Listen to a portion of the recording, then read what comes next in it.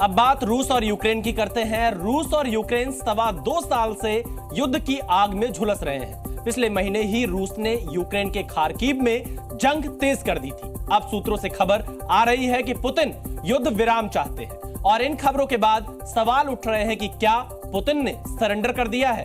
2 साल 3 महीने से चली आ रही ये जंग क्या थमने वाली है? क्या बारूदी धुएं में कैद यूक्रेन का आसमान आजाद होने वाला है? क्या खंडहर में तब्दील हो रहे यूक्रेन की बर्बादी पर ब्रेक लगने वाला है? इन सवालों का बैकग्राउंड है वो खबर जो न्यूज एजेंसी रॉयटर्स के सूत्रों के हवाले से सामने आई है, जिसमें दावा किया गया है कि पुतिन चाहते हैं कि दोनों देशों की सीमा अब मौजूदा हिसाब से ही रहे, यानी कि रूस ने यूक्रेन के जिन इलाकों पर कब्जा कर लिया है वो अब उसका ही हिस्सा रहें।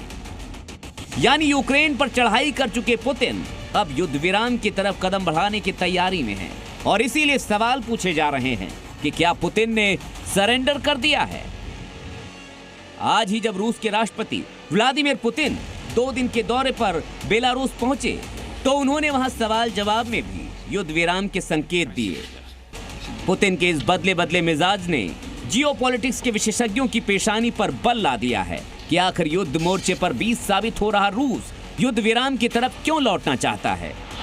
पिछले महीने ही अमेरिका ने यूक्रेन को $61 बिलियन की मदद की थी, जो 5 लाख करोड़ रुपए से ज्यादा की है और यूक्रेन के कुल रक्षा बजट से थोड़ा कम। तो क्या यूक्रेन को अमेरिकी मदद ने रूस की चुनौती बढ़ा दी है?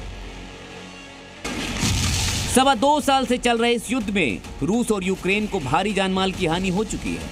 युद्ध की शुरुआत से ही अमेरिका ने 500 रूसी कंपनियों पर प्रतिबंध लगा दिया था। कई पश्चिमी देशों ने रूस के साथ व्यापार रोक दिया था। तो क्या आर्थिक प्रतिबंधों की वजह से रूस की आर्थिक स्थिति इतनी कमजोर हो गई है कि वो अब युद्ध विराम की राह में लौट रहा है? ब्यूरो रिपोर्ट, जी मीडिया। जी न्यूज़।